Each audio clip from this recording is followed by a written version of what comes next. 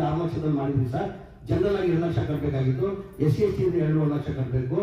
ಅದನ್ನು ಮನೆ ಸಿಕ್ಬಿಡೋದವ್ರಿಗೆ ಬಿಜೆಪಿ ಅವರು ಬಂದು ಬಸವರಾಜ ಬೊಮ್ಮಾಯಿಯವರು 11,20,000 ಮಾಡಿದ್ರು. 8.5 ಸಲ ಬೆನಿಫಿಷರಿ ಕಟ್ಟಬೇಕು. ಅವ್ರು ಕಟ್ಟಕ್ಕೆ ಸಾಧ್ಯ ಆಗ ಯಾರು ಮುಂದೆ ಬರ್ತಾ ಇಲ್ಲ. ಇಲ್ಲ ಯಾವ ಕಾರಣಕ್ಕೆ ಬಡವರು ಕಟ್ಟಕ್ಕೆ ಸಾಧ್ಯ ಆಗಲ್ಲ. ಎಷ್ಟು ಮನೆಗಳು ಕಂಪ್ಲೀಟ್ ಸ್ಟೇಜ್ ಅಲ್ಲಿ ಇದೆಯಲ್ಲ, 13 ಲಕ್ಷ ಕಂಪ್ಲೀಟ್ ಸ್ಟೇಜ್ ಅಲ್ಲಿ ಇದಕ್ಕೆ ಒಂದು ಕೆಲಸ ಮಾಡು, ಸರ್ಕಾರ ವತಿಯಿಂದ 1 ಲಕ್ಷ ಕಡಿಮೆ ಮಾಡ್ತೀವಿ ಅಂತ ಕ್ಯಾಬಿನೆಟ್ ಅಲ್ಲಿ ತಂದು 130 ಕೋಟಿ ಕೊಟ್ಟರು.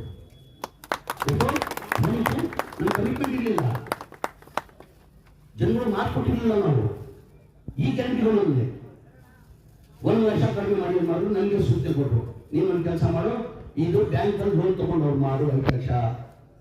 5 ಲಕ್ಷ ಲೋನ್ ತಗೊಂಡೇನಂತ ನ್ಯಾಷನಲ್ ಬ್ಯಾಂಕ್ ಅಲ್ಲಿ 5,000 EMI ಬರ್ತದೆ ತಿಂಗಳಿಗೆ. ನಾನು ಒಂದು ತಿಂಗಳು ಬಹಳ ಜನ ನ್ಯಾಷನಲ್ ಬ್ಯಾಂಕ್ ಅವ್ರು ಕಳಿಸಿದೆ, ಆಮೇಲೆ ಎಲ್ಲ ಮೇಲರ್ಗಳು ಹಾಕಿದೆ, ಏನೇನೋ ಮಾಡಿದೆ.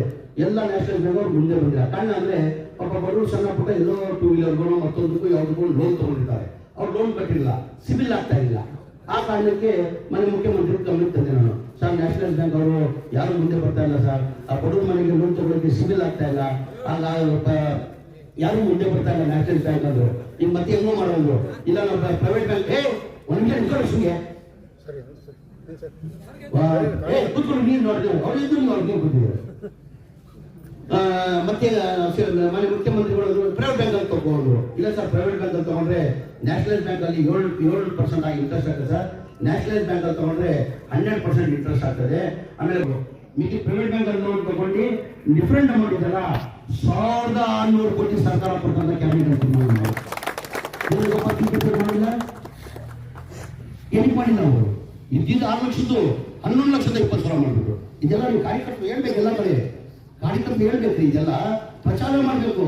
ಬಿಜೆಪಿ ನಿಲ್ಲಿಸಿ ಕೇಳಬೇಕು, ಏನ್ರಿ ಎಲ್ಲಿದ್ದೀರಾ, ಏನ್ ಮಾಡಿದ್ದೀರಾ ನೀವು, ಇಂಥ ಮಾಡಿದ್ರ ಅಂತ ಕೇಳಬೇಕು. ಕಡಿಮೆ ಆಗ್ಬಿಡ. ಇದು 9,000 ಕೋಟಿ ಸ್ಲಮ್ ಬೋರ್ಡ್ ಮತ್ತೆ ಇದು ಯಾವುದೋ ರಾಷ್ಟ್ರೀಯ ಮನೆಗಳು ಆಯ್ತಾ, 120 ಕೋಟಿ ಕಡಿಮೆ ಮಾಡಿದ್ರೆ ಅದು ಬಂದಿದೆ. 1,600 ಕೋಟಿ ಇತ್ತು. 1,600 ಕೋಟಿ ಅಂದ್ರೆ ಒಟ್ಟಾಗಿ 17,000 ಕೋಟಿ ನಮ್ಮ ವಸತಿಗೆ ಎಕ್ಸ್ಟ್ರಾ ಗ್ರಾಂಟ್ ಕೊಟ್ಟಿದ್ದಾರೆ. ನಾವು ಮಾತು ಕೊಟ್ಟಿರ್ಲಿಲ್ಲ. ಇದೆಲ್ಲ ನೀವೆಲ್ಲ ಹೇಳ್ಬೇಕು. ಬಿಜೆಪಿಗೆ ನಮ್ಗೆ ಎಷ್ಟು ವ್ಯತ್ಯಾಸ ಇದೆ ಅಂತ ತಾವೆಲ್ಲ ಹೇಳ್ಬೇಕು. ನಮ್ಮ ಪಕ್ಷ ಇರದೆ ಬಡವರು ಪರ ಪಕ್ಷ ಹೇಳಿದೆಲ್ಲ ಇತಿಹಾಸ ತೆಗೀರಿ. ಕಾಂಗ್ರೆಸ್ ಬೇರೆ ಏನು ಬೇಡ. ನಾನು ಬಿಜೆಪಿ ಸವಾಲಾಗಿದ್ದೀನಿ ಅಧ್ಯಕ್ಷೆ, ನೀವೇನಾರ ನಿಮ್ಮ ಮೋದಿದಲ್ಲಿ ಓಪನ್ ಆಗಿ ನಾನು ಮುಖ್ಯಮಂತ್ರಿ ಮುಂದಿನ ಸವಾಲಾಗಿದ್ದೀನಿ. ನಾನು ಬೇರೆಯವ್ರ ತರ ಅಲ್ಲ. ನೀವು ಅಶೋಕರ ಸ್ಲಮ್ ಬೋರ್ಡ್ ಅಲ್ಲಿ ನೀವೇನಾರ ಒಂದ್ ಮನೆ ಕೊಟ್ಟಿದ್ರೆ ನಿಮ್ಮ ಮೋದಿದಲ್ಲಿ ನಾನು ರಾಜಕೀಯದಿಂದ ನಿರ್ವರ್ತಿ ತಗೊಂತೀನಿ. ಅವತ್ತೇ ಸಂಜೆ ಹೋಗಿ ರಾಜ್ಯಪಾಲರಿಗೆ ರಾಜ್ಯಾಂಗ ಕೊಡ್ತೀನಿ, ಮನೆ ಮುಖ್ಯಮಂತ್ರಿಗಳು ಮುಂದೆ ಹೇಳ್ತಾ ಇದ್ದೀನಿ ಅಂದೆ. ಹೇಳಿ ನಾನು 2 ತಿಂಗಳಿಂದ ಹೇಳ್ಕೊಂಡು ಬರ್ತಾ ಇದ್ದೀನಿ. ಪಾಪ ಏನು ಮಾಡೋದು, ಅವ್ರ ಬಾಯಿ ಫುಲ್ ನಡ್ಡು ಇಟ್ಕೊಂಡಿದ್ದಾರೆ. ಆಗ್ತಾ ಇಲ್ಲ ಅವ್ರಿಗೆ ಹೇಳಕ್ಕೆ. ಇಲ್ಲಿ ಇದು ಹೆಂಗಂದ್ರೆ ಬಡವರಿಗೆ ಕಾಳಜಿ ಇಲ್ಲ ಹಂಗಾಯ್ತಿಲ್ಲ. ಆ ಹಿನ್ನೆಲೆಯಲ್ಲಿ ನಮ್ಮ ಪಕ್ಷ ಇರೋದೇ ಬಡವರು ಪರ ಪಕ್ಷ ಇರೋದು.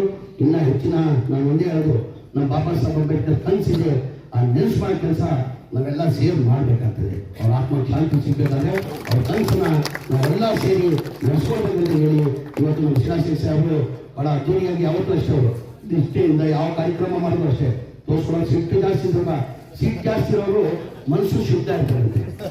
ಸಿಟ್ಟು ಯಾರಿಗೆ ಅವನಿಗೆ ನಮ್ಮ ಮಾತು ಕಂಪ್ಲೀಟ್ ಮಾಡ್ತೀವಿ. ಈಗ ಏನಾಗಿದೆ, ಸಿಟ್ಟು ಯಾರು ಜಾಸ್ತಿ ಇರ್ತಾರೆ ನಮ್ಮ ಅವ್ರಿಗೆ ಮನಸ್ಸು ಬಹಳ ಶುದ್ಧ ಇರ್ತದೆ. ಯಾರಿಗೆ ಸಿಟ್ಟಿರಲ್ಲ ನೋಡಿ ಆ ಕಥನ ಕೇಳಿ ಅವನು ಕಥನ ಕೇಳಿ ಮೀನ್ಸಾಧಿಕಂತೀವಿ. ಹೀಗಾಗಿ ಇಲ್ಲ ಮಾಡಿದ್ದೀನಿ, ನಾನು ಮಾಡಿದ್ದೀನಿ. ನಮ್ಮ ಅಣ್ಣ ಹೇಳಿ ಆಕ್ಚುಲಿ ಅಣ್ಣ ತಮ್ಮನ ಬುದ್ಧಿ ಹೇಳ್ಬೇಕು, ತಮ್ಮ ಅಣ್ಣನ ಬುದ್ಧಿ ಹೇಳ್ತಾರೆ. ಅಣ್ಣ ಮಾತು ಬಹಳ ಗೌರವ ಕೊಡ್ತಾರೆ.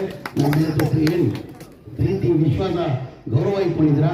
ಬಹಳಷ್ಟು ಜಿಲ್ಲೆ ನಮ್ಮ ಬಡೆ ಇದ್ದಲ್ಲಿಲ್ಲ. ನಿಮ್ಮ ಹೆಸರು ಎಲ್ಲೋ ರಾಜ್ಯದಲ್ಲಿ ಎಲ್ಲ ಕಡೆ ಎದ್ದೋಗಪ್ಪ ನಿಮ್ಮಿಂದ ಅಷ್ಟೇ ಮಾತಾಡ್ತಾರೆ. ಮಧ್ಯದಲ್ಲಿ ಏನ್ ಮಾಡಬೇಕು? ಇಡೀ ರಾಜ್ಯದಲ್ಲಿ ಶಿಲಾಶೇಖರ್ ಸಾಹೇಬರು ಹೆಸರು ಬಹಳ ಚೆನ್ನಾಗಿದೆ. ಶಿಲಾಶೇಖರ್ ಸಾಹೇಬ್ ಅಂದ್ರೆ ಅವ್ರ ಪಾರ್ಟಿ ಅದು ಬೆಸ್ಟ್ ಮೇಲೆ ನನ್ನ ಸಿಗೋದು. ಆ ಟೈಮಲ್ಲಿ ನಾವು ಕಾಲದಲ್ಲೇ 12,000 ಮನೆಗಳು, 18,000 ರಾಜ್ಯದಲ್ಲಿ ಯಾರೂ ಕೊಟ್ಟಿಲ್ಲ. ನನಗೆ ಅದಕ್ಕಾಗಿ ನಾನೇ ಮುಂದಿರೋದು.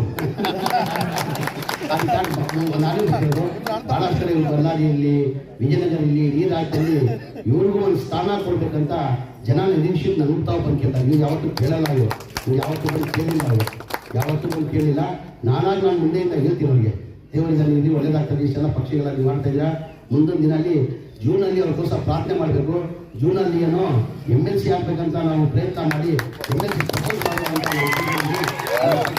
ಹೈಕಮಾಂಡ್ ಪಕ್ಷ, ನಮ್ಮ ಪಕ್ಷ ಹೈಕಮಾಂಡ್ ಪ್ರಪೋಸ್ ಮಾಡ್ಬೋದು. ಮಾಡೋರು ಯಾರು? ಮಲ್ಲಿಕಾರ್ಜುನ ಖರ್ಗೆ ಸಾಹೇಬರು, ರಾಹುಲ್ ಗಾಂಧಿ ಅವರು, ಸೋನಿಯಾ ಗಾಂಧಿ ಮಾಡಬೇಕಾಗಿರೋದು.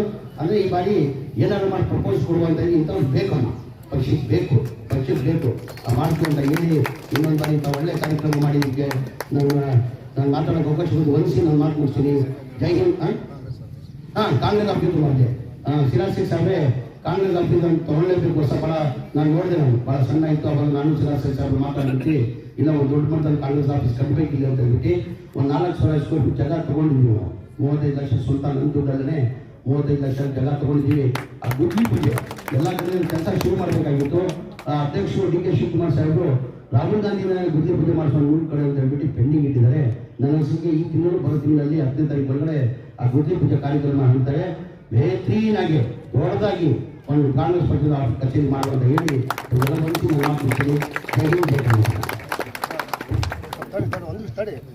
ಮಾತಾಡ್ತೀನಿ. ಹುಬ್ಬಳ್ಳಿಯಲ್ಲಿ ನಡೆದಂತಹ ಕಾರ್ಯಕ್ರಮವನ್ನು ಯಶಸ್ವಿ ಮಾಡಿ